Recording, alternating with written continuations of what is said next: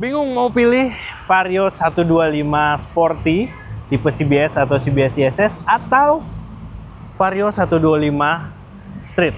Nah, di video kali ini kami akan membeberkan beberapa plus minus dan juga hal-hal yang patut Anda pertimbangkan dari kedua motor ini, kira-kira mana yang paling cocok buat Anda.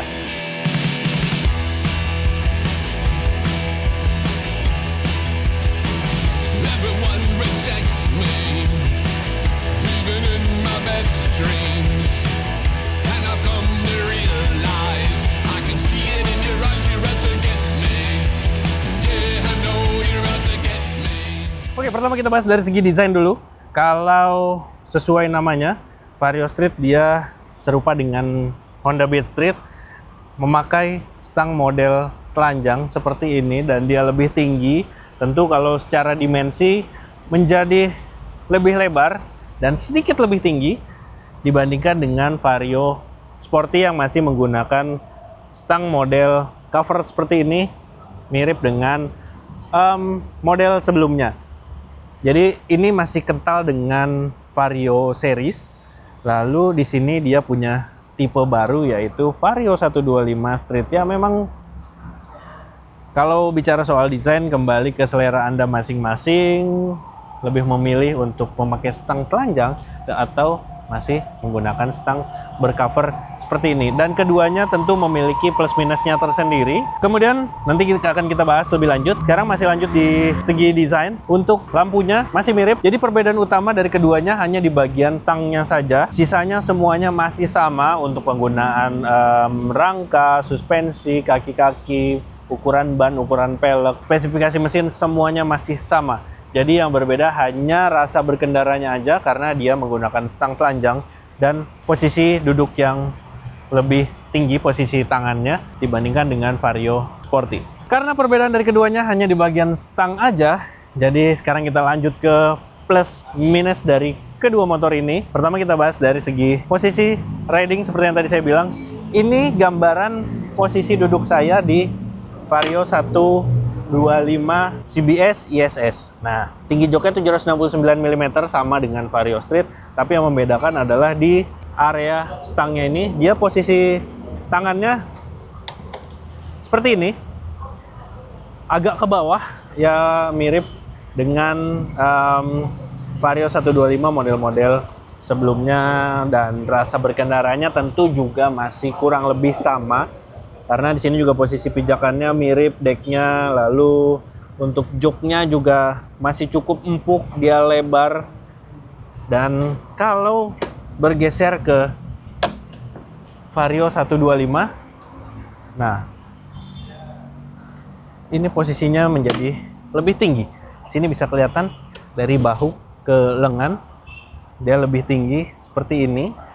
Dan ketika sesi peluncuran kemarin, mungkin banyak yang penasaran apakah stang lebarnya ini, karena ini lebar banget, akan menyulitkan ketika digunakan di jalan raya, khususnya ketika bermacet-macetan. Nyatanya dia walaupun stangnya lebar masih cukup aman digunakan untuk selap-selip di kemacetan, sehingga tidak takut untuk bersenggolan dengan kendaraan lain.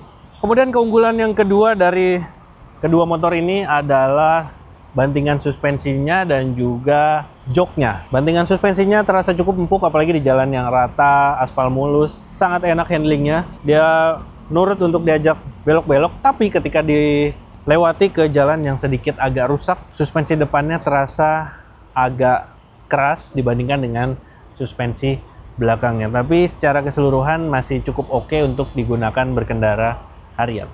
Lalu joknya juga cukup empuk, dia lebar, dan untuk pembonceng pun masih cukup oke dibandingkan dengan Honda Beat atau Honda Beat Street yang joknya terbilang cukup keras. Jadi kalau Anda butuh yang sedikit lebih nyaman dibandingkan Honda Beat dengan harga yang ya nggak terlalu jauh sebenarnya, Anda bisa mempertimbangkan Vario 125 Sporty ataupun Street. Kemudian keunggulan berikutnya adalah di sektor tenaga. Walaupun mesinnya tidak berubah dibandingkan generasi sebelumnya, itu artinya mesin ini masih cukup digemari oleh konsumen Vario sebelumnya karena AHM terbukti tidak mengubah mesin ini. Ya memang ada beberapa update sedikit yang membuat kinerjanya menjadi lebih baik.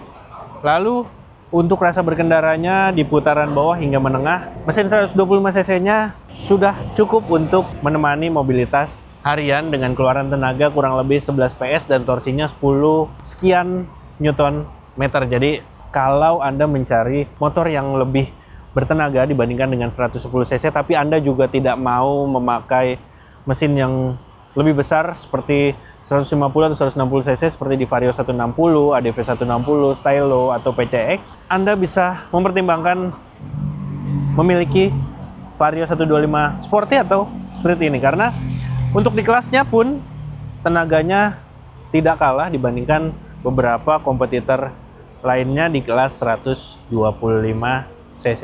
Oke, nggak adil kalau kita bicara soal keunggulannya aja, karena biar bagaimanapun motor ini tetap memiliki kekurangan.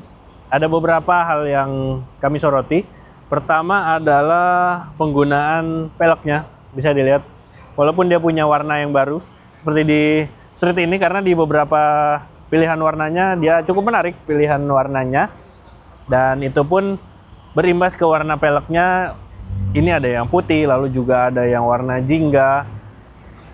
Dan untuk tipe Sporty dia pakai warna burn titanium seperti ini, seperti layaknya skutik-skutik premiumnya Honda lainnya. Tapi desainnya masih sama dengan model sebelumnya. Ya mungkin ada beberapa pertimbangan dari AHM mengapa masih menggunakan pelek ini. Kemudian minus yang berikutnya adalah di bagian build quality-nya.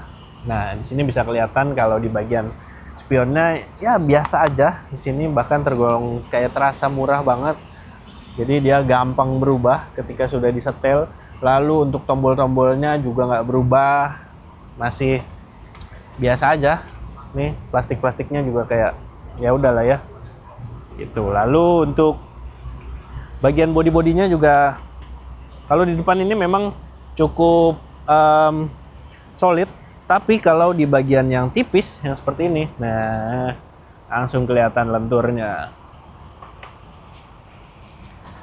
Gitu. Lalu kekurangan berikutnya adalah tentu ini masih dirasakan pengguna Vario 125 model-model sebelumnya di bagian belakang sini. Nah ini kelihatan sengaja nggak dicuci. Jadi biar kelihatan kalau hagernya masih pendek dan tidak bisa menampung kotoran dengan cukup baik. Sini yang dikorbankan tentu selain area mesin yang lebih cepat kotor, pembonceng juga di area betisnya ini bisa terciprat kotoran atau bahkan basah ketika melewati genangan, bahkan ketika kondisi hujan sekalipun. Ya, triknya di beberapa pengguna Vario mengganti hagernya menjadi hager milik Honda Airblade yang sedikit lebih panjang sehingga lebih mengcover kotoran dengan lebih baik. Jadi bagaimana kesimpulannya?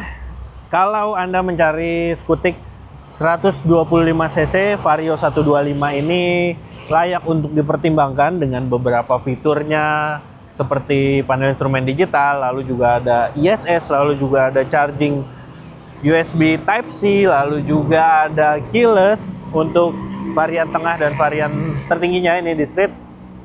Jadi bisa dipertimbangkan untuk dimiliki.